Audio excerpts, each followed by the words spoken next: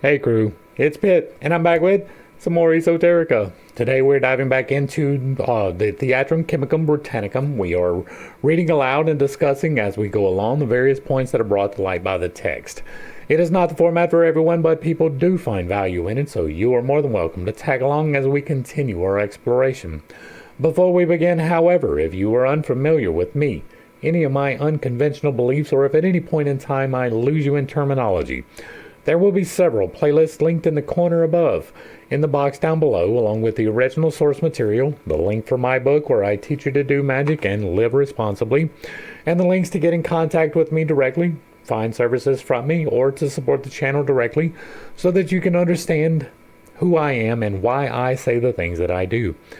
With that being said, we are going to dive in and continue our exploration of the Theatrum Chemicum Britannicum with Norton's Ordinal, Chapter 4. Of the gross work now I will not spare, though it be secret largely to declare. To teach you the truth is mine intent, as far forth as I dare for God's commandment. Hey look, we are in alignment, right? That is what I am doing, that is what he was attempting to do. I will inform and guide you in the way, in such wise as you may find your prey. But if you consider how the parts of works be out of order set by the old clerks, as I said before, the masters of this art, each of them disclosed but a part. Wherefore, though ye perceive them as ye would, ye cannot find order and join them as you should. Arnold showeth in his writings how our final secret is to know the thing, whereupon our work should take her ground, and how pure natures and simple may be found. In this book, beginning multifair, he saith in our grounded matter two kinds be, but how to find them he kept that in store, yet have their names in the last chapter before. Alright, so we ended the last one with the picture, and I didn't know. I was like, Arnoldus? This is him. This is who I was just talking about, right? That is right up here. Let me go ahead and that was right here, right? This is Gerberus, Arnoldus, Rhasis, and Hermes. Apparently they were four people who gave information. We have dealt with some of the works of Hermes. I am not sure that this is Hermes Trismegistus or someone that was just named that way later. But it is important to note, right? He is saying, okay, I am going to try and say this as plainly as I can, right? That is what he is telling us. He says that he is bound. He is not able to say things because of God's command, okay? And then he says that each one of the masters only gives out a part. And then if you do not have the keys, you can't really pick out what is the part and what is really not the part. But here in Arnold, here is the part that he has, right? And so what is that part, right? That how pure natures may be found. Okay, that is an interesting terminology. He saith in our grounded matter, that would be the temple of God, our grounded matter, two kinds be, but how to find them he kept in store, yet ye have their names in the last chapter before. Now, in the last chapter, he told us about a white stone, and he intimated that there was another stone. He talked about that there is a reddening of the white stone, and then it returns to white. Now, in here, I tell you that there are two intrinsics, right? Mercurius, not Mercury, but Mercurius is the representative of. It is the feminine, void, the absorptive, generative, and then there is the masculine, the white, penetrative, creative. Both of these in conjunction form the spirit. The spirit is Mercurius. It is the logos. It is sulfur, right? Now, many times there is a misattribution of Mercury to the soul, right? That is not correct. Or sulfur to the soul. It is Mercury. Mercury is the soul. Sulfur is the spirit. Salt is the body. And so if we see those references, we know what is really meant, even if it is said in a way that is slightly confusing. They use confusing language for a reason. Freer Bacon disclosed more of that point when he said, "Depart ye every joint, in elementa propinquia." Take good heed thereto. But unwise doctors never working so, but headily they proceed as men well nigh mad. To the matters divisible, more matters they add. So when they ween to bring forth a flower, they do nothing but multiply error. There saith Bacon, and so doth other such, for every dread least they should show too much. Vincent and Portia wrote, if ye remember, how you should proceed perfection to engender, truly teaching as the pure truth was, comedis unbibus, et bibus et commundus, eat as it drinketh, and drinketh as it doth eat. And in the mean season take it a perfect sweat.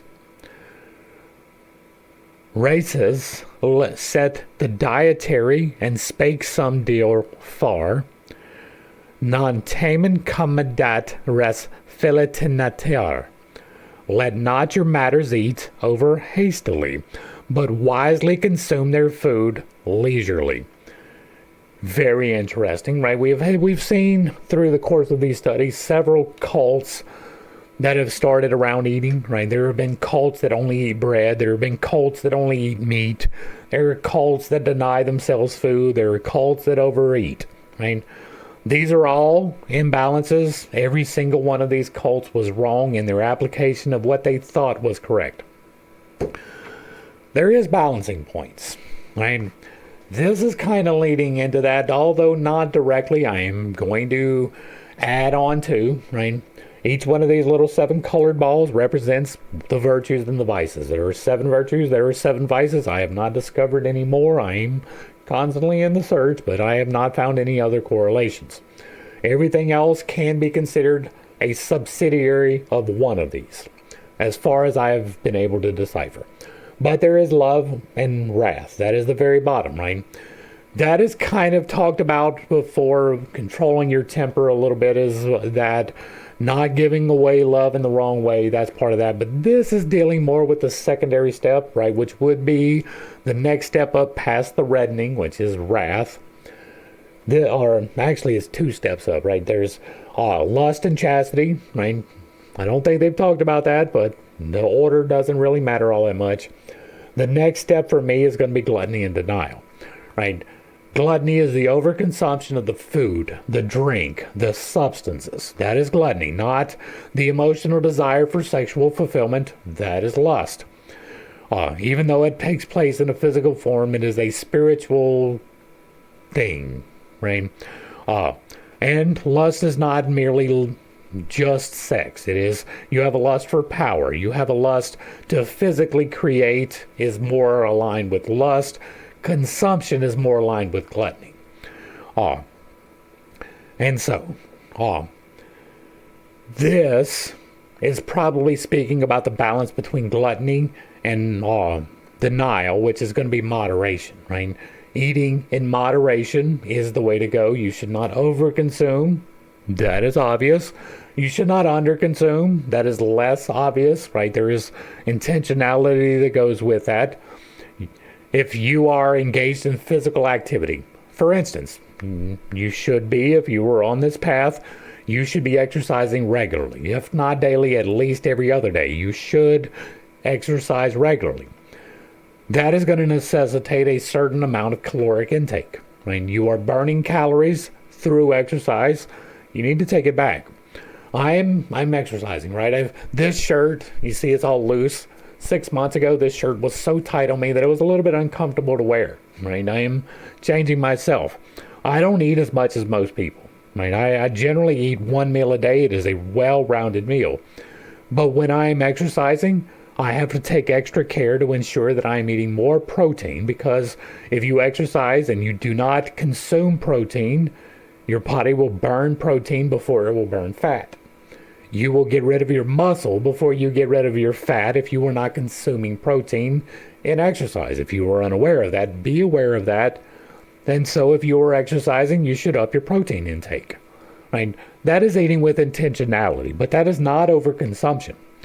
It is not necessarily underconsumption. There are times when you should restrict yourself from consumption. If you are attempting to get an answer from a question from the divine in specificity, then fast. Right? Say your prayer, fast until you get your answer. You will receive the answer, and the longer you go, the more sharply you hear those voices. Those voices lead to your answer. And so there are times to fast. There is definitely moderation to be taken in. When I began my 1 meal a day, it's because I was not exercising. I knew that I had less caloric requirements than I did previously, so I cut back on what I was eating so I didn't blow up like a whale, which I kind of did anyway. The point is that you should be consuming appropriately. If you're attempting to lose weight, then it's fine to diet, right? If you are in excess, like I was when this shirt did not fit, then restricting your caloric intake is a good thing. You should definitely not overconsume if you're trying to lose weight, but there is a balance. You do need to eat. You do need to fuel yourself appropriately. It should be high in protein if you're trying to build muscle, right? If you're trying to build fat, then fine, eat a lot of sugar. But other than that, right, there is also the overconsumption of things that you know are not good for you, right? I love like cake, ice cream. I love it. It's good stuff. But I have to be mindful when I consume it, right? It tastes great, but it's not very nutritious. There's a lot of calcium in it. That's good. There's a lot of fat and even protein. Cream contains protein. There is protein contained in ice cream, but that does not mean that that should be your protein source. But there is a consumption limit, right? There is eating a scoop or two, and then there is eating half a pint, or there's eating half a gallon, which some people do. I've seen people sit down and eat a whole gallon in one sitting. That is a real thing. And that is not good for you, right? There's nothing wrong with eating a cake or eating a slice of a brownie or, cookies. There's nothing wrong with that in moderation. There is an overconsumption. And so you should take due consideration in the things that you eat. That is kind of what is being said here, right? Eating hastily, not taking due consideration.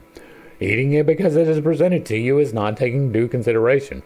There are things that are perfectly acceptable in the world to eat and that you probably should not consume at all.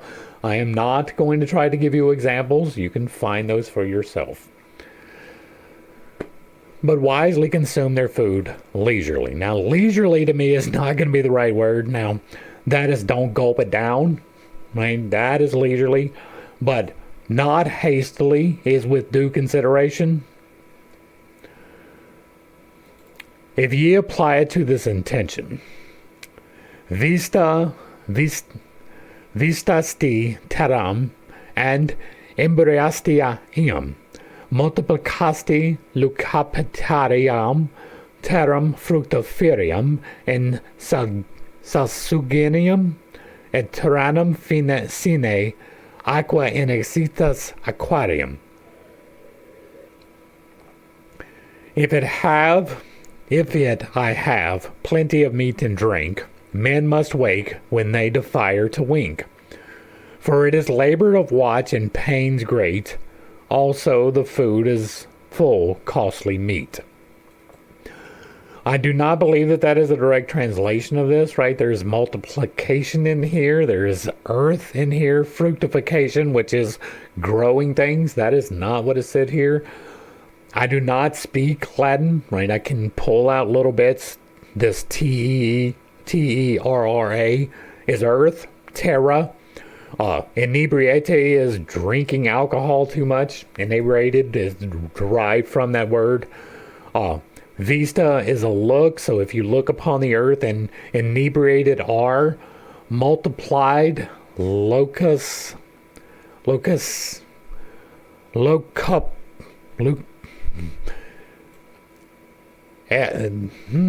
That is an S. Socuppletare. Succuppletarium, and this is another R. Earth is fructified in sanguine, right? This is going to be blood. Or maybe solsuganum. And the terra in water, in exitus, which is leaving, and aquarum, which is the container, right? The earth is leaving in the water that leaves the aquarium, right? That is not a direct one-on-one for this, for sure, right? Now, maybe it is. Maybe vista is plenty, and I am wrong. Terrum can be a representative of meat. Inebriated can be drink, right? Maybe this locupus,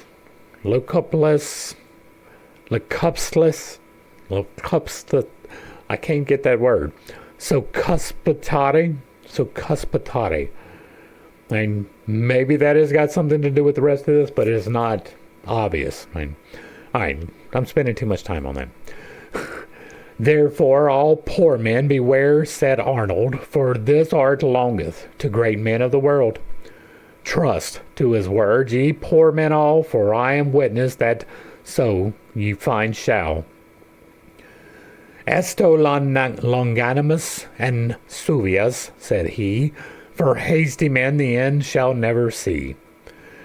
There is definitely patience, both intrinsic to the process and required for the process. The length of cleansing of matters infected decayeth much people for that unsuspected. Wherefore, poor men, put ye not in priests such wonders to seek, but in seasons cease. Except for 1/2 quarter of an hour may destroy all. Therefore, chief lucor is premium pro quo and voltiminus pro quo non. To know of the semperage of our stone. All right, now, pro quo, right, is as return. Right, quid pro quo is return as done. Right, the quid is the done part. I believe that this is prime to start, maybe, and ultimus pro quon is the end, right? So the beginning and the end, probably. And the end is not, because non is not. To know of the semperage of our stone, right? Okay. Till it may know more, semper does not cease, and yet long continuance may not cause increase. Remember that water will bubble and boil, but butter must simmer, and also oil. And so with long leisure it will waft, and not with bubbling made in haste. For doubts of perils many more than one, for supergression of our stone. Amongst gross works, the foulest of all is to clarify our means mineral. Extremities may not well be wrought without many means wisely sought. Extremities may not be well wrought without many means wisely sought. That can talk about the balances, right? There are extremities on each one of these. Love and wrath are extremities. The binder, the median point in between is kindness. Lust and chastity are two extremities. The binder between those is sacred union. This can be talking about that. It is not obvious that it is, but it would be in this order, right? And by this order, I mean the progression from working your way up the stack. And every mean must be made pure. Right now, mean here is probably talking about the vices. If this work should be made pure. For foul and clean by natural law hath great discord, and so hath ripe and raw. Steadfast to steadfast will itself combine, and fleeting to fleeting will draw by kind. That is propagating the demeanor that you would like to have. And if you are steadfast, steadfast will find its way to you. And if you are looking for companionship, for instance, steadfastness, you representing steadfastness will bring in people who are steadfast. If you are fleeting, then you will pull in people who are fleeting. Steadfast is good, honest, true. Fleeting would be the opposite, right? And everywhere as the concordance is more, natures will draw that were elsewhere before. This gross work is foul in her kind, and full of perils as ye shall it find. No man's wit can him so much avail, but that sometime he shall make a fail.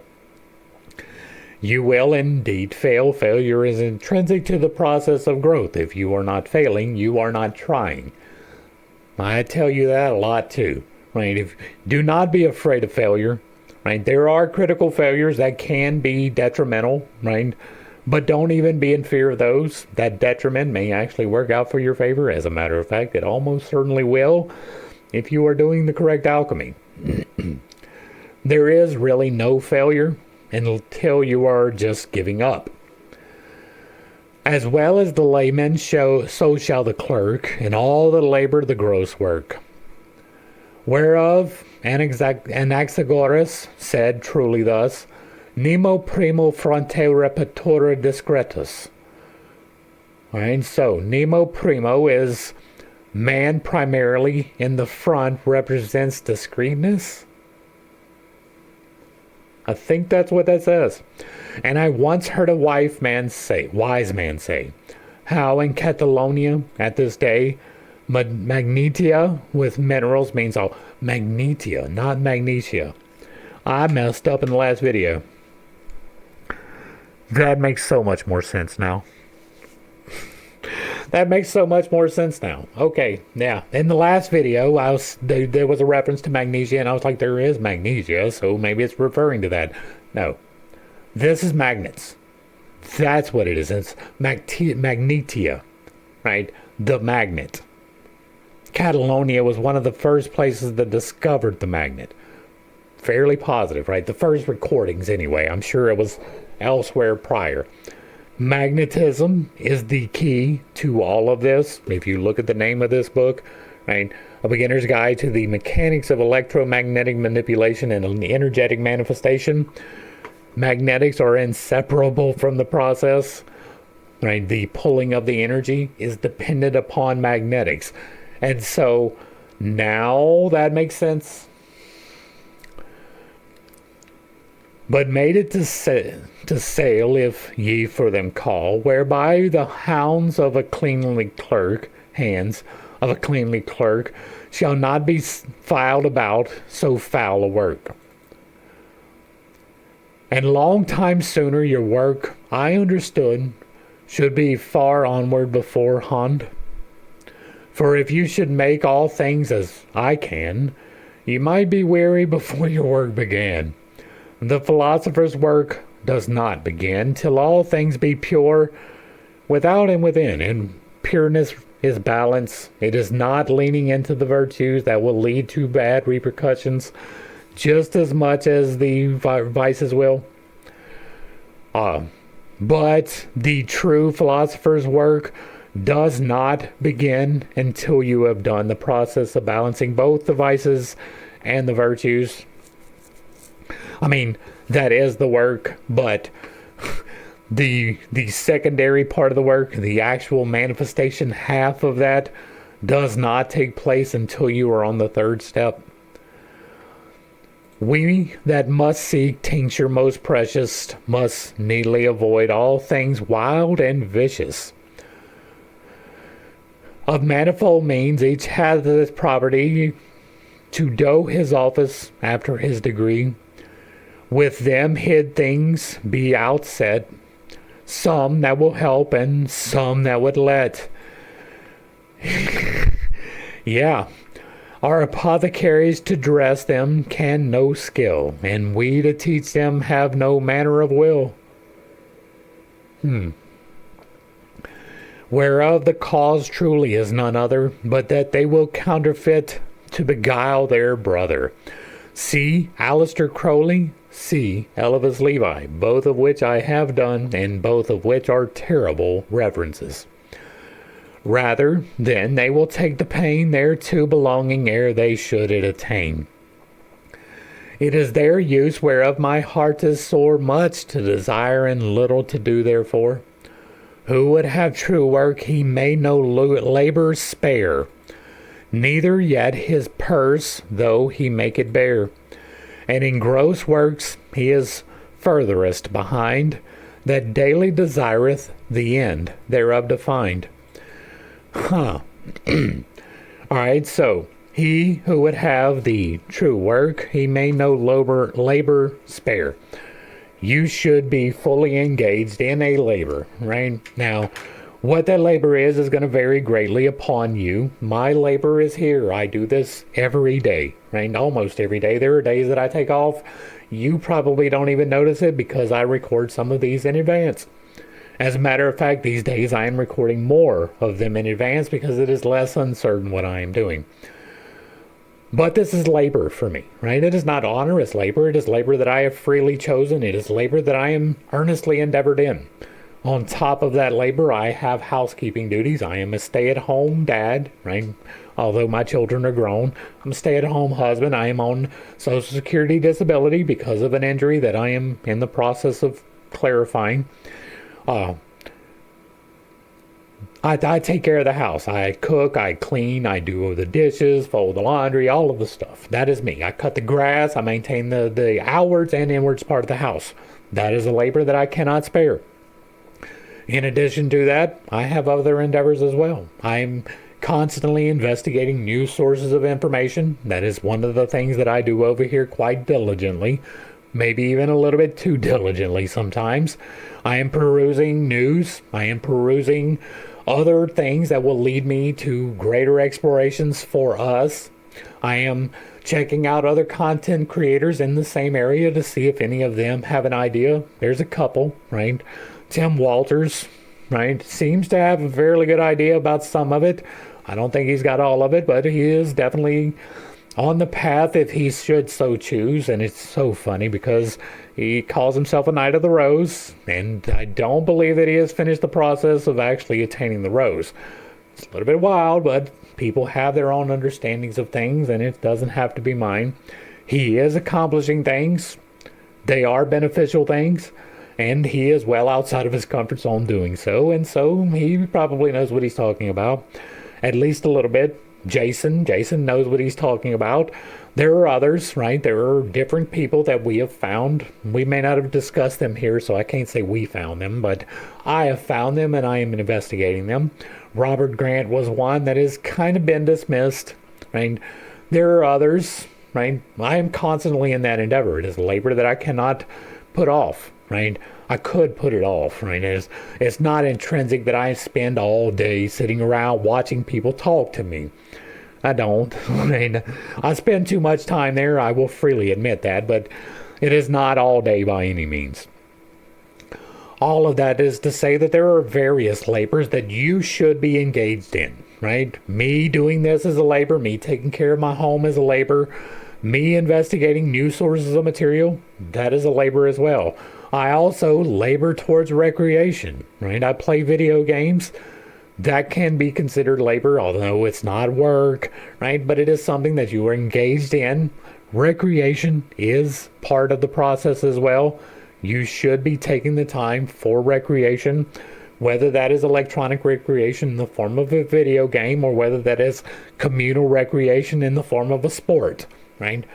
You should be engaged in something that you enjoy. It is still a labor to engage in that.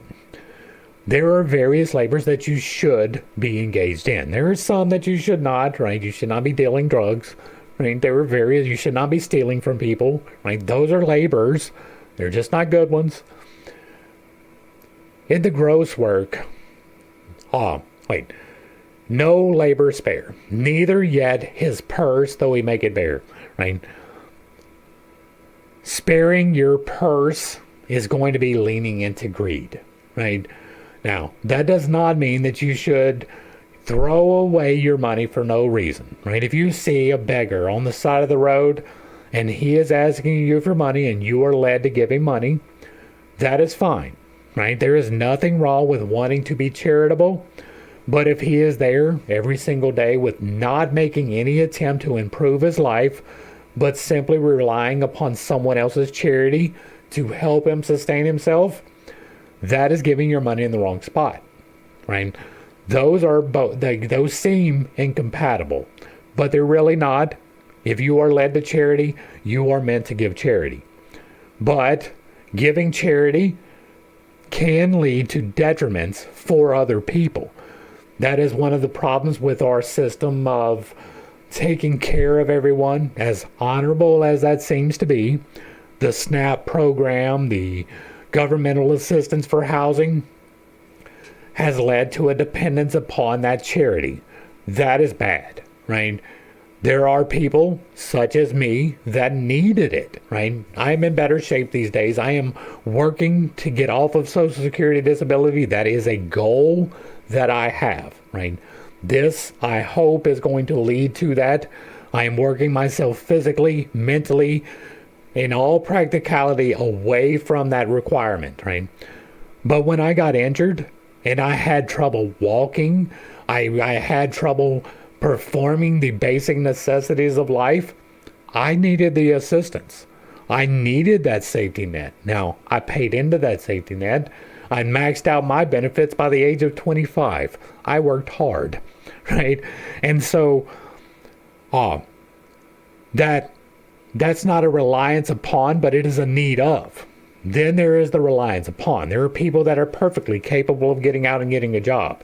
They are perfectly capable of getting out there, creating their own income, but they refuse to because the government will take care of them.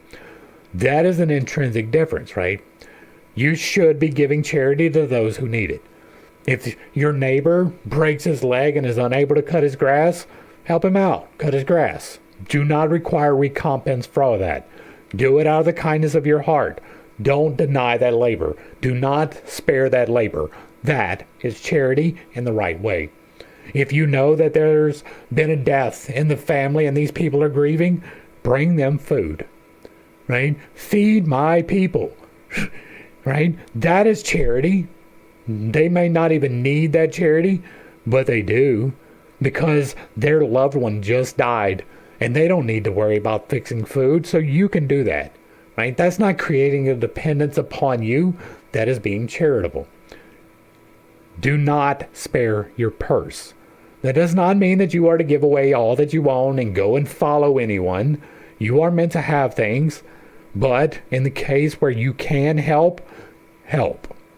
Take the action, step up, do not spare the labor. In the great work, he is furthest behind that daily desireth the end thereof defined. Now this can go a couple of different ways, right? This is talking about anticipating the end too much. It is, well, all of my works will be recompensed to me when I get to heaven. Yeah, that's what he's talking about. The great work is left furthest behind the furthest defined in the gross work. Left furthest behind that daily desires the end. What's that say about Christianity? Right? You are to come and follow me. Give away all that you own. Come and follow me with the promise of rewards in the afterlife. That promise of rewards in the afterlife, I've got a quote in here by L.E. Modesett. This top shelf on the bookshelf here, it is taken up with L.E. Modesett because he's got a lot of wisdom in those books. You should check out The Magic of Recluse if you have not. But the quote that is in here, right? If you do good works with the expectation of reward, that is greed. And so if you are being charitable with the expectation that you will be rewarded in heaven, what is that? Greed? Would that be greed? You were expecting to walk on streets of gold. Oh, that sounds like greed, right? You'd be surrounded by emeralds and diamonds. Oh, that sounds like greed again. Yeah, that's what that sounds like to me. A lot. Now, if you do that because it is the right action to take, these people need to eat because they lost their loved one, nothing wrong with that. But if you do that and you're like, I'm going to bring these people food so that I can get rewarded in heaven, something's wrong with that. That is desiring the end, right? But on top of that, there is another way of looking at this. This is not taking advantage of your life right now. That is saying, well, later we'll deal with that. Instead of taking that recreation time that we just talked about, spending time with those you love, you should be doing that. Instead of desiring the end of whatever your work is, enjoy the process of it, right? Here, right now, we're going to use the example of this, right? The Theatrum Chemicum. There will be an end to this, right? I'm not anticipating it, but it is coming. We are burning through this at a fairly good rip, right? We're going to be done with it in a couple of weeks on the outside, right? Probably within a week or two. I don't know how long it is. I don't read ahead, right? There's 524 pages. We are on page 70. How long that takes, who knows? But there is an end, right? But after that end, there will be a new beginning to a new part of the labor. It's not the end of the labor. I'm not looking forward to the end of the labor, but instead, I am taking the time to appreciate the time that I am in the labor. The Taoists call this mindfulness, right? Being in the moment while you are in the moment for the experience of the moment. To be right here, right now, and take appreciation for the life that I have.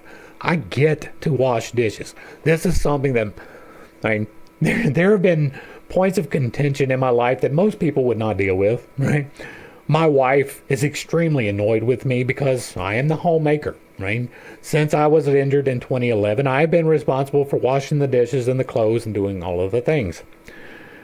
And she gets annoyed with me because I don't make my children do that. I did that. My children's job was to go to school, right? Keep your room fairly clean where it's healthy. It doesn't have to be perfect. Keep yourself clean, right? Baths are not optional. Make sure that you are eating correctly, right? All of that. But I did not make them do things, right? They did their own clothes. They were responsible for getting themselves up and ready for school. They did their own homework. If they needed assistance, they could get it, but it was not my job to make sure that they did their homework. That was their responsibility. Their responsibility was to care for themselves, to learn how to do so appropriately, and to get an education so that they could go out and succeed in the world. There are other parts to that, right? Building a work ethic is definitely part of that, and that is something that they did. But I did not require them to wash dishes. And my reasoning is, I became limited in the things that I could do, right? I had taken from me the ability to pick up my children. I had taken from me the ability to throw a ball. I had taken from me the ability to run, to swim, to do a lot of things that people take for granted. But that step of washing the dishes for my children and for my wife was an act of service that I could perform. And so I did. I do. I don't require you to rinse your dishes. I'll do that. That is my act of service for my family. That is a step that I can take, right? You should be seeking to give in your steps, right? You should be taking upon yourself the responsibility, and you should be identifying the ways that you can help, the ways that you can serve, the ways that you can do. And that's the point that I was making with that, right? And in the gross work he is furthest behind, that daily defineth the end thereof to find. Do not make the end the goal, but instead take the mindfulness. Me washing those dishes every single day, I gave thanks for the ability to wash those dishes, for the ability to serve my family in at least this way. I can't go to work, right? I worked construction. You can't work construction with a bad back. It just doesn't work. Vocational rehab decided that they did not want to help me. I am in debt. I could not take out loans to go to school. I could not invest in myself in that way. And so I did what I could do. Take the chance to do what you can do and be mindful that you get to do it. I get to wash the dishes for my family. I get to wash clothes. I get to clean house. I get to mow the lawn. I get to talk to you. A year ago, this was not the same. I was talking, but it was not where I am today. I did not have the strength of my voice. I know what it's like to lose the ability to communicate. I mean, don't take for granted the ability to tell someone that you love them and then be able to hear you. Do not take for granted the ability to pick up your child. Right? I hate that I lost that. I did. I lost that. It was taken from me. I was no longer able to pick up my children. I hate that. Right? I compensate. I love my children. But it really does hurt. Still today. Right? It is still something that hurts today. Be mindful of the blessings that you have, even if they do not appear to be blessings. Do not live for the end. Live for now. Because now is what you've been given to live in. Back to the text. Sorry, I got off track. If the gross work with all his circumstance were done in 3 years, it were a blessed chance. It took me about 3 years. And you can see it happen, right? You can follow along with the videos. For he that shall end it in once for certain shall never have needed to begin again, if he his medicine wisely can augment. And that is the mastery of all our intent. Again, balancing between the virtues and the vices is an expression of mastery of your intent. And mindfulness is as well. It needeth not to name the means mineral, for Albert writeth openly of them all. Much I might write of the nature of minds, which in this gross work be but engines. For in this work shall find ye nothing shall but handicraft called art mechanical. Within 100 ways and mo, yet may commit a fault as the ye therein go. Wherefore believe what old auctors tell, without experience ye may not do well. Consider all circumstances and set your delight to keep uniformity of all things requisite. Use one manner of vessel and manner and shape. Beware of commixtion that nothing miscape. And 100th faults in special ye may make under this warning general. Nevertheless, this doctrine will suffice to him that can in practice be wise. If your ministers be witty and true, such shall not need your works to renew.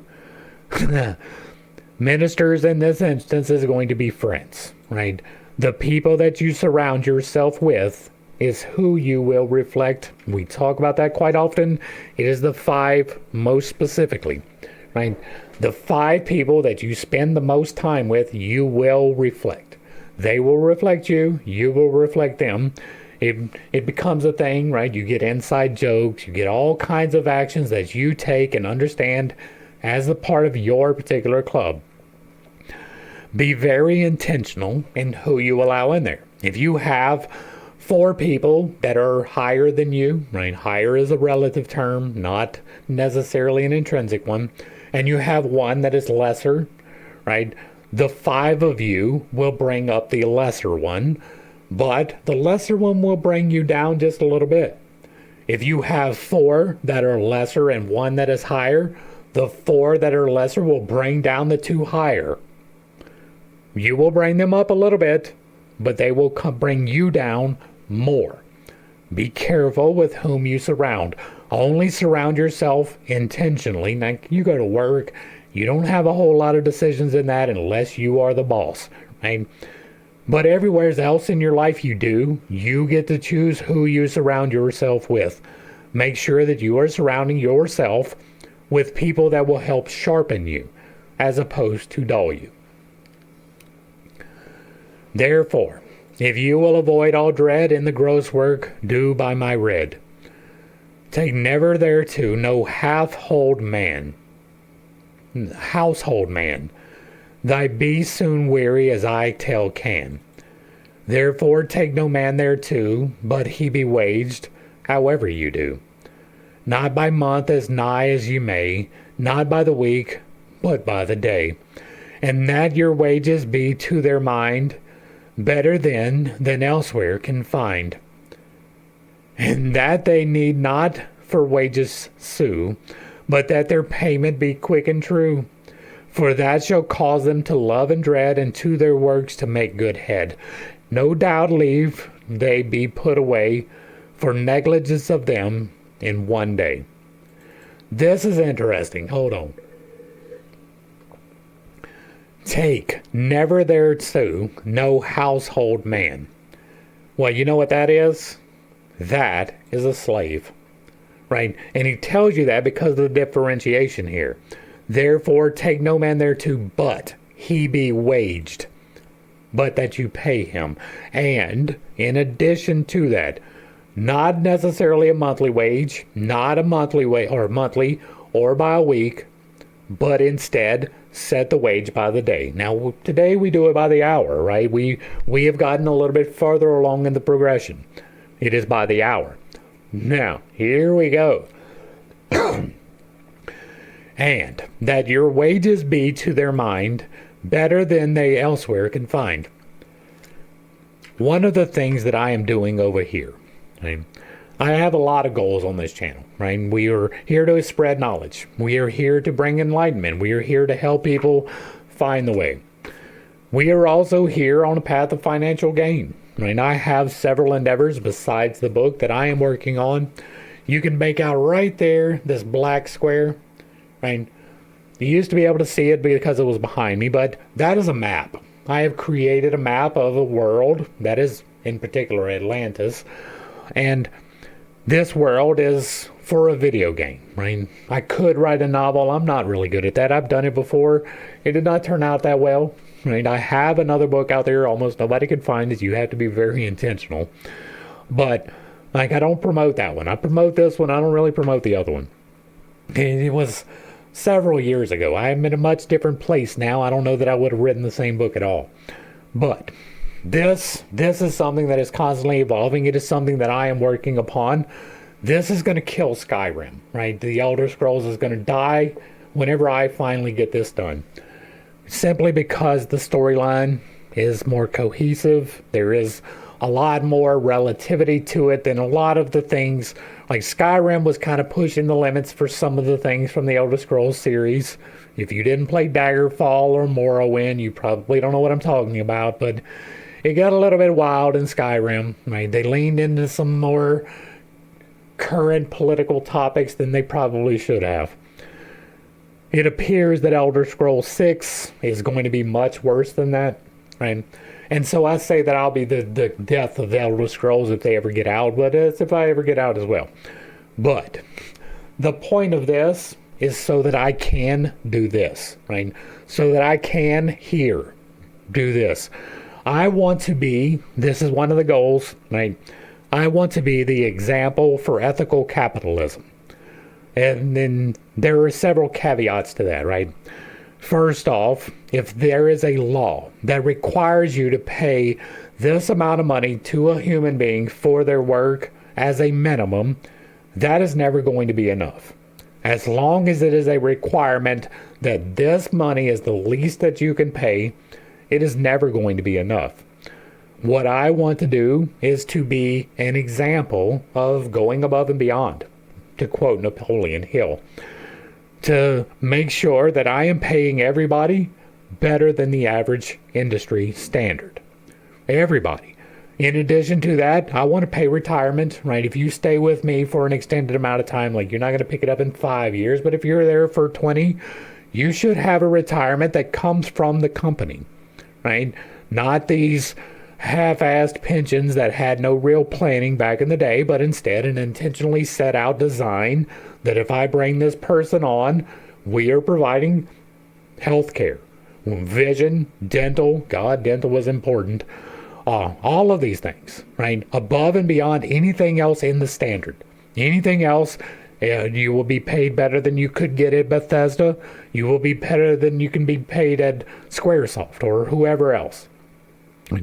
That is a goal. That is something that I have intentionality behind. I want to be an example of ethical capitalism. In addition to the video game, I've got a whole restaurant store combination that is just out of the box. And by out of the box, I mean there is nothing else on the entire planet with the same intentionality. It is a hit in the market that would be primo, right? Beautiful.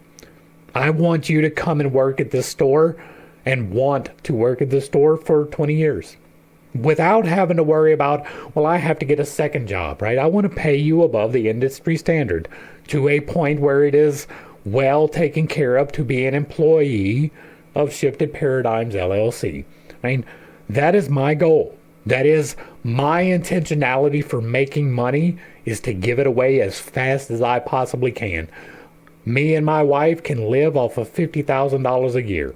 Anything above that is a blessing that I intend to fully reinvest into whatever I possibly can to gain the most returns so that I can reinvest that.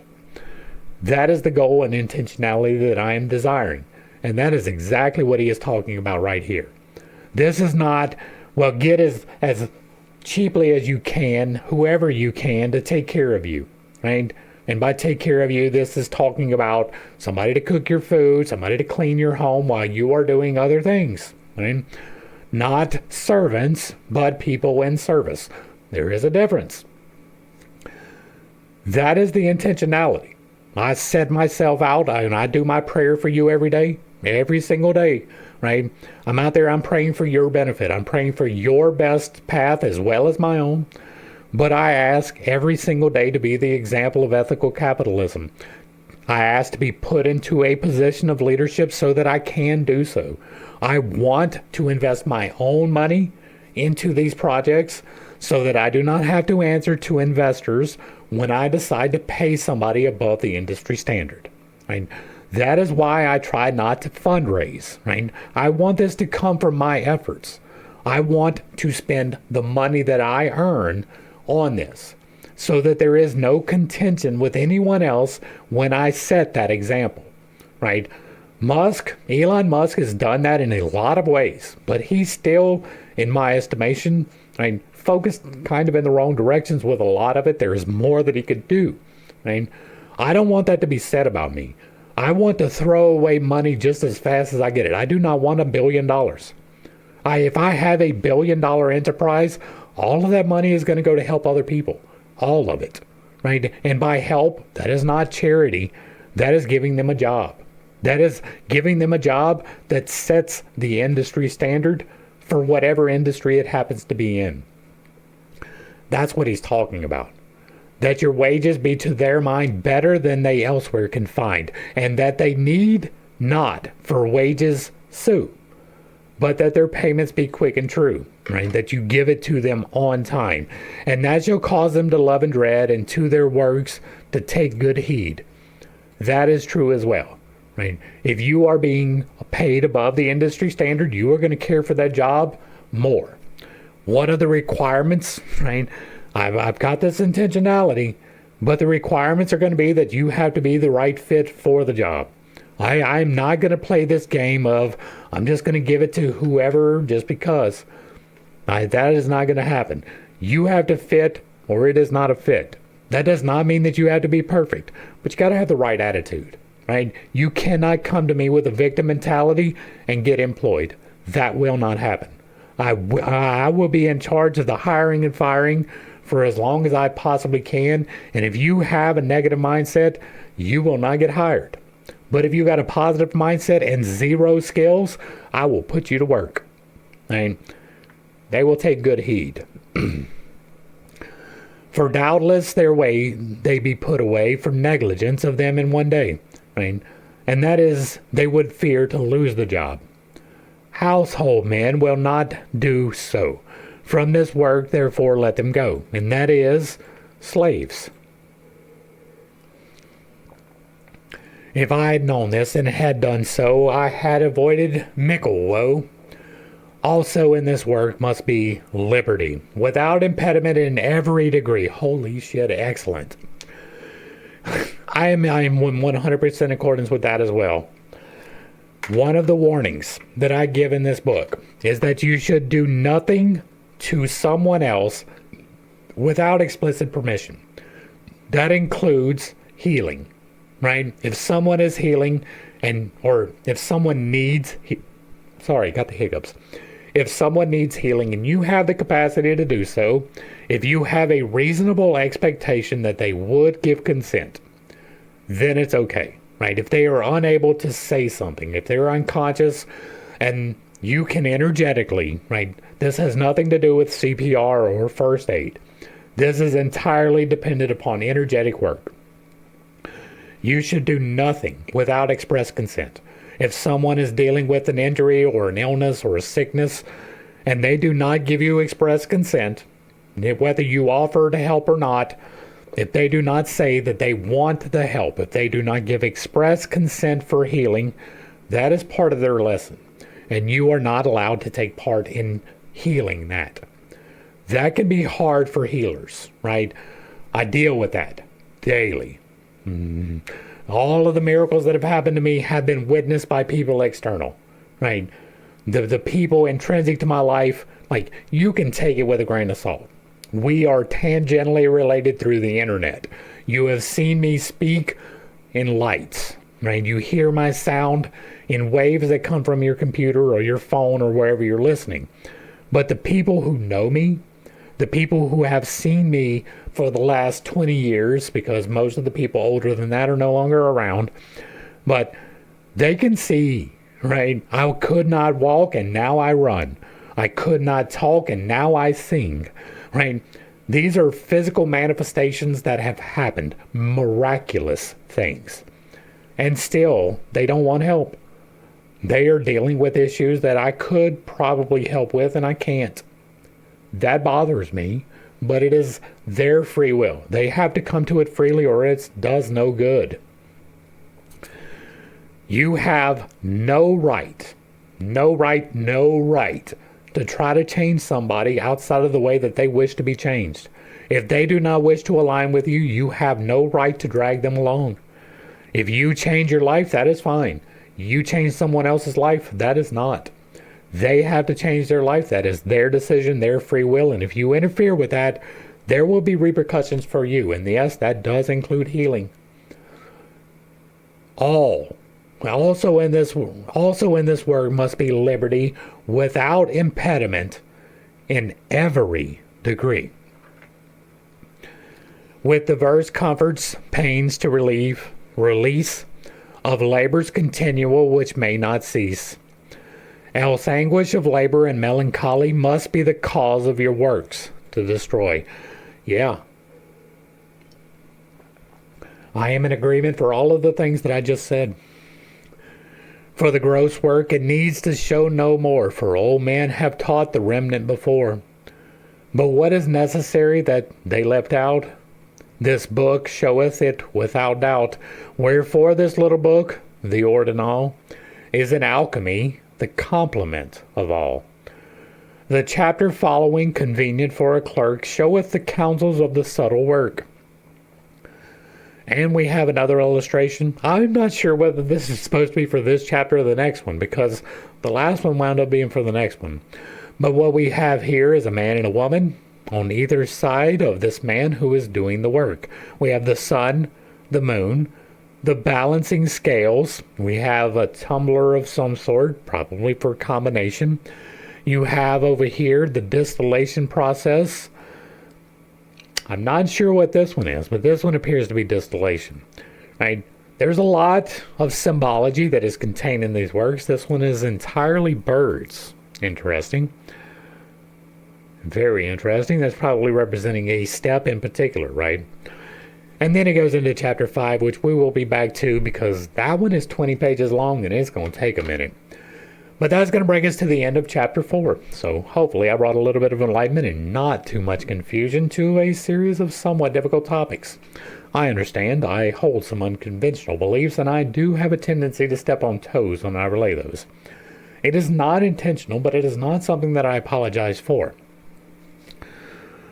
Once again, I feel like we have explained fairly well enough as we go along that I don't really need to now right? You should be balanced. You should be seeking the balance. You should be making sure that you are doing things in the correct manner every step along the way, right? Don't be greedy. If you are a boss and you are pinching pennies for your workers, right? One of the things that really piss me off, right?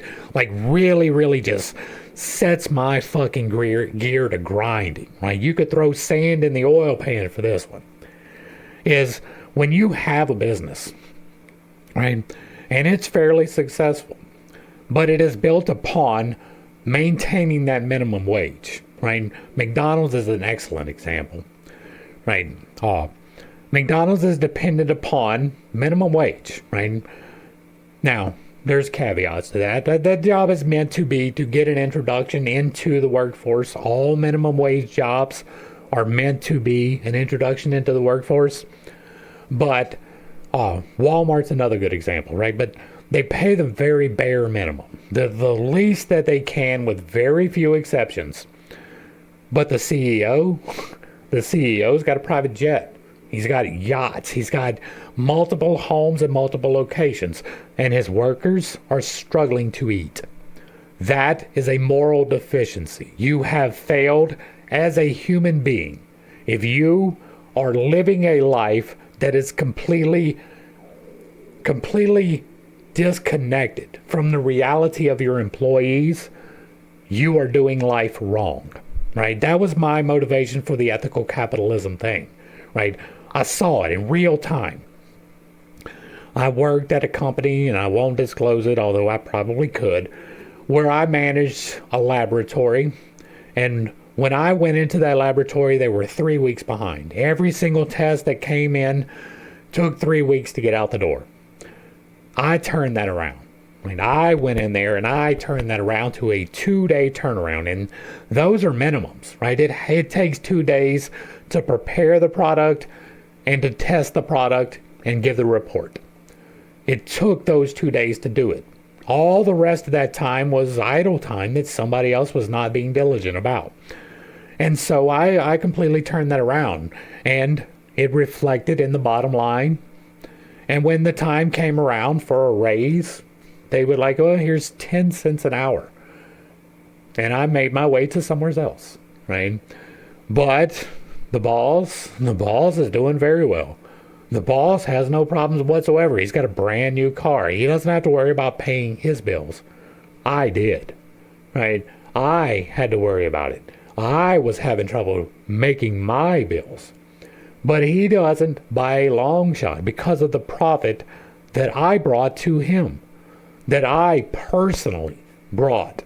The value that I personally brought to the corporation was not reflected in my pay as a reflection of the value that I brought.